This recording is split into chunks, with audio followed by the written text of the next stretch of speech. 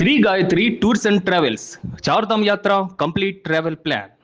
మేఘాలయలో జరిగిన సంచలన హనీమూన్ హత్య కేసులో ప్రధాన నిందితురాలు సోనం రఘువంశీకి కోర్టు బెయిల్ మంజూరు చేసింది. దీనికి గల ప్రధాన కారణాలు మరియు కేసు డీటెయిల్స్ ఏంటో ఇప్పుడు తెలుసుకుందాం. అసలు పోలీసులు నిజంగానే పొరపాటు చేశారా? సోనం అరెస్టు సమయంలో పోలీసులు చేసిన కొన్ని సాంకేతిక మరియు క్లరికల్ తప్పిదాల వల్ల ఆమెకు బెయిల్ లభించింది. నిందితురాలుపై హత్యకు సంబంధించి బిఎన్ఎస్ ప్రకారం సెక్షన్ 103 పెట్టాలి, కానీ అరెస్ట్ మెమో మరియు ఇతర పత్రాల్లో సెక్షన్ 403 అని పేర్కొన్నారు. అసలు బిఎన్ఎస్లో అటువంటి సెక్షనే లేదని కోర్టు గుర్తించింది.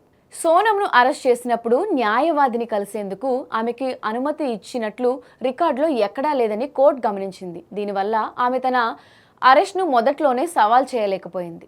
ఆమె షిల్లాంగ్ జిల్లాను విడిచి ఎక్కడికి వెళ్లకూడదు అనే షరతులతో కోర్టు ఇప్పుడు ఆమెకి బెయిల్ మంజూరు చేసింది. ఇండోర్కు చెందిన సోనం రాజా రఘువంశీలకు గత ఏడాది మే 11న వివాహం జరిగింది. మే 23న వీరు హనీమూన్ కోసం మేఘాలయాలకు వెళ్ళగా అక్కడ ఒక లోయలో రాజా మృతదేహం కనిపించింది. తనకి ఇష్టం లేని పెళ్లి చేశారనే కోపంతో తన ప్రియుడు రాజుతో కలిసి మరో ముగ్గురితో కూడా కలిసి సోనమే ఈ హత్య చేయించినట్లు పోలీసులు ఛార్జ్షీట్లో ఫైల్ చేశారు. ప్రస్తుతం బాధితుడి కుటుంబం ఈ బెయిల్ను సవాల్ చేస్తూ మేఘాలయ కోర్టును ఆశ్రయించారు.